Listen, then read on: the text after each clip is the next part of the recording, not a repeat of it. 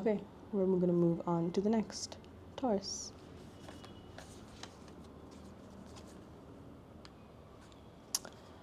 Hello, and a big hi to my Taurian friends. Welcome to the video. Alright, this might feel a little confusing, but I am called to this stone. I got it for Gemini as well, unfortunately, but looks like Gemini and Taurus are sharing some of the same things this year. Something about the green and then these little flecks of brown that I didn't see before. It just feels so earthy and grounded and so solid and so Taurus. So yeah, we're gonna be looking at this. All right, let's dive in. Taurus, what are we looking forward to in 2026? I feel like most of the Taurians that I know don't really listen to astrology or like entertain astrology. But if you're a Taurian who is here, thanks for stopping by. I feel like this is calling out to me, so we're just gonna go with that. Oh, wow, okay. We have got the crow. I will show that to you up close in just a moment.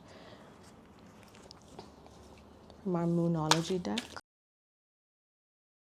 Surrender to the divine, Taurus. What is going on? Do you see that these two look eerily similar? Like this pink and yellow patch is where it's empty here, and then the green is where you got the splotches. Okay, I'm reading too much into it, but I guess that's what I'm supposed to do.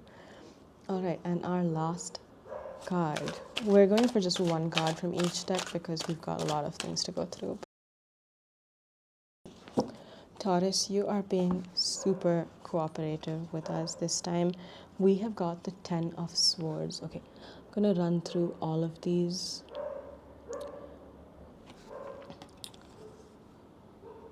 We can clearly see quite a brutal image, don't you see? Someone has literally cut off their fingers and they're letting them drown, which is just really, really gnarly. Okay, and then we have the surrender to the divine, full moon, and then we have the crow. It is just so classic, and it looks like it's sitting on its egg, which I normally you don't see like two things in this. You normally just see the one animal, but this one is sitting on its egg. Yeah,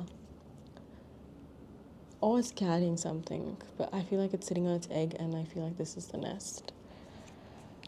All right, let us dive in. We're gonna start from here because this is just, yeah, that visualization is just stuck with me right now. So for Tarot of the Divine, it's connected to mythology stories. So I'm pulling out the book just to figure out what the story is. So 10 of Swords is Sedna, Canada Inuit mythology. The 10 of Swords represents backstabbing and betrayal. Sedna's father pushes her from his kayak and chops off her fingers when she tries to cling to his boat. She sinks to the bottom of the ocean and becomes consumed with wrath, eternally seeking revenge. Okay, what's going on, Taurus? All right, let's see what we have on the other. So we have the crow. Taurus, you're stumping me, so we're pulling in some support, right?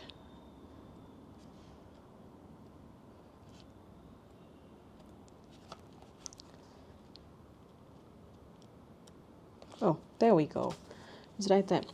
The crow has long been a symbol of magic. The crow personality is drawn to the supernatural and has a gift for seeing the unseen, knowing the unknown. It is said that the crow holds within its mind's eye the three realities: past, present, and future. Crow energy is potent and should only be tapped into when the mind is clear. Those with crow tendencies must balance their lives with a healthy diet, joyful friends, and regular self-study. Okay, I'm starting to see a pattern here. I'm not sure if you see it just yet, but I clearly do. Okay, so what I am getting is, first we've got this card here, which is really focused on revenge, right? Like that's really like the heart of what this card is. And then we've got the crow. Crow is mystical, magical. It's got a lot going on. It remembers the present, the past, the future, sees the future. It's got visibility into a lot of stuff. And then finally the full moon. Full moons feel pretty lucky, don't they? Or is that just me? I feel like the full moon is pretty lucky. Now, when these three cards come together, I feel like the meaning changes completely. What I am sensing here is something more along the lines of what happened here, why the father pushed his daughter off the boat. At this time, we don't know why he pushed her off the boat. But sometimes I think we need to believe that bad things happen for a reason and they're not actually bad. They might actually be lucky for you in the long run. So I feel like Taurus, don't take things at face value. What happens, what you see in the coming year. Don't jump to conclusions. Don't get feisty. Don't get into bull mode and, break things down and, stampede and everything. Just take a beat and try to accept the reality that maybe there's more going on that you see. And like the stone, right? I didn't see the brown spots when I first picked it up for Gemini, but I see it now. And I think, Taurus, for you in 2026, there's more than meets the eye. You guys have got this. Just stay strong. We also do lucky numbers, which I don't think we've done for Taurus just yet. So let's roll the dice and see what numbers you get. 5. Okay.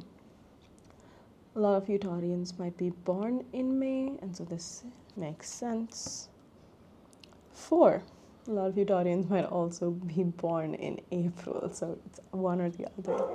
And last number for you guys is 8, and that is full circle, Taurus. This is literally symbolized often as the snake, and things come back from the end to the beginning. Trust what's happening. Trust that there's more than meets the eye. You guys have got this. You're gonna have an amazing year. Just don't let the bad moments get you down, because the good moments are gonna be 10 times better, or at least 8 times better. All right, thank you for watching. That was it for Taurus today. I will see you next time.